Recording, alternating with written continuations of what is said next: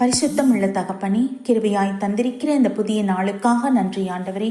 இந்த மாதத்தின் 27வது நாளுக்காக தேவனுக்கு நன்றி செலுத்துகிறோம்.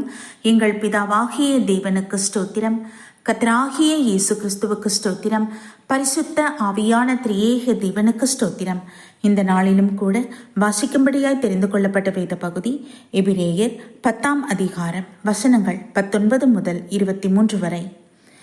ஆகையால் சகோதரரே, நாம் மகா பரிசுத்த ஸ்தலத்தில் பிரவேசிப்பதற்கு இயேசுவானவர் தமது மாம்சமாகிய திரையின் வழியாய் புதிதும் ஜீவனுமான மார்க்கத்தை நமக்கு உண்டு பண்ணினபடியால் அந்த மார்க்கத்தின் வழியாய் பிரவேசிப்பதற்கு அவருடைய இரத்தத்தினாலே நமக்கு தைரியம் உண்டாயிருக்கிறபடியினாலும் தேவனுடைய வீட்டின் மேல் அதிகாரியான மகா ஆசாரியர் நமக்கு ஒருவர் இருக்கிறபடியினாலும் துர்மனசாட்சி நீங்க தெளிக்கப்பட்ட இருதயமுள்ளவர்களாயும் சுத்த ஜலத்தால் கழுவப்பட்ட சரீரமுள்ளவர்களாயும் உண்மையுள்ள இருதயத்தோடும் விசுவாசத்தின் பூரண நிச்சயத்தோடும் சேரக்கடவும்.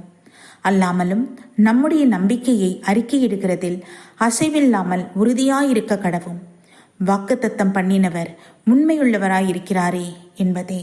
கர்த்தருடைய நாமத்திற்கு மகிமை உண்டாவதாக. சர்வ வல்லமையுள்ள தகப்பனே, கிருபையான வார்த்தைக்காக நன்றி ஆண்டவரே. ஆமீனப்பா. தகப்பனே, உம்முடைய பரிசுத்த ஸ்தலத்துக்குள் நாங்கள் பிரவேசிக்க என் ஆவியானவரே, உம்முடைய பரிசுத்த சரீரம் எங்களுக்காக கொல்லப்பட்டது.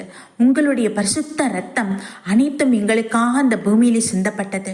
அந்த வெளியேறப்பெற்ற பரிசுத்த இரத்தத்தினால, ஜீவனுள்ள இரத்தத்தினால இன்றும் எங்களை கழுவி சுத்திகரித்து உம்முடைய பிள்ளையாய் நீர் எங்களை வைத்திருக்கிற மகாதேவுக்கு நன்றி அப்பா, நன்றி அப்பா. எங்களுடைய மீறுதலோ, எங்களுடைய குறைகளோ, குற்றங்களோ, அனுதினமும் நாங்கள் செய்கிற பாவங்கள் எல்லாவற்றையும் கர்த்தர் கிருபையாய் மன்னிக்கிறீர். உமக்கு ஸ்தோத்திரம் தகப்பனே. அப்பா பிதாவை, உண்மை நாங்கள் வேதனைப்படுத்தாதபடிக்கு எங்களை காத்துக்கொள்ளுவீராக. தேவனுடைய பரலோக திட்டத்தை உணர்ந்து செயல்பட கிருபை தாங்கப்பா. ஆவியானவரை மனம் இறங்குவீராக என்றாச்சா. உமக்கு நன்றி செலுத்துகிறோம். எங்கள் தேசத்தை நீர் ஆசீர்வதியும் வேலையடைத்து பாதுகாத்துக் கொள்ளுங்கப்பா. எல்லா தீமைக்கும் நீங்களாய் ரட்சித்துக் கொள்ளுங்க ஆண்டவரே. உலக நாடுகளில் உம்முடைய சமாதானம் உண்டாக வேண்டும் ஆண்டவரே. யுத்தத்தின் நிமித்தமாக ஜனங்கள் மனம் நொடிந்து போயிருக்காங்கப்பா. தகப்பனே, உம்முடைய சமாதானம் உண்டாகட்டும் என் தகப்பனே. உமக்கு ஸ்தோத்திரம். ஆவியானவரை, வேளையிலும் கூட ஒவ்வொருவருக்கும் உடல் ஆரோக்கியத்தையும் பலத்தையும் கொடுங்க. ஒவ்வொரு குடும்பத்தின் தெய்வ சமூகத்தில் ஒப்பு கொடுக்கிறோம். கணவன் மனைவி பிள்ளைகள் என்று கர்த்தர் ஆசீர்வதிப்பீராக. தேவைகள் சந்திக்கப்பட அருள் செய்யுங்கப்பா. போக்கிலும் வரத்திலும் கர்த்தரி சமூகமே முன் செல்ல வேண்டும் ஆண்டவரே. எல்லாவற்றுக்கும் மேலாக நாங்கள் கேட்பதற்கும் அதிகமாய் செய்கிற தேவன் நீர் ஆண்டவரே. அப்பா, நீங்க நினைப்பத உங்களுடைய ஏக்கங்கள் எங்களுடையதாய் மாறட்டும். உங்க சித்தத்தை நிறைவேற்றத்துக்கு வாஞ்சியை எங்களுக்கு கொடுங்க தகப்பனே. அப்பா, உமக்கு நன்றி ஆண்டவரே. இரக்கம் பாராட்டுவீராக. கிருபையாய் இருந்துள்ள ஆண்டவரே, உமக்கே மகிமை செலுத்தீரும் ஐயா. நாள் முழுவதும் தெய்வ சமூக பிரசன்னம் எங்களோடு இருப்பதாக. எல்லாம் வல்ல மீட்பெரும் இரட்சகரும் ஆகிய கர்த்தராகிய இயேசு கிறிஸ்துவின் நாமத்தில் எங்களை தாழ்த்தி ஒப்பு கொடுத்து ஜெபிக்கிறோம் ஜீவனுள்ள நல்ல பிதாவே, ஆமீன்.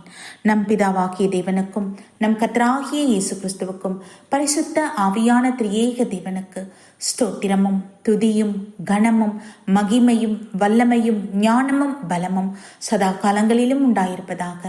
ஆமீன், ஆமீன், ஆமீன்.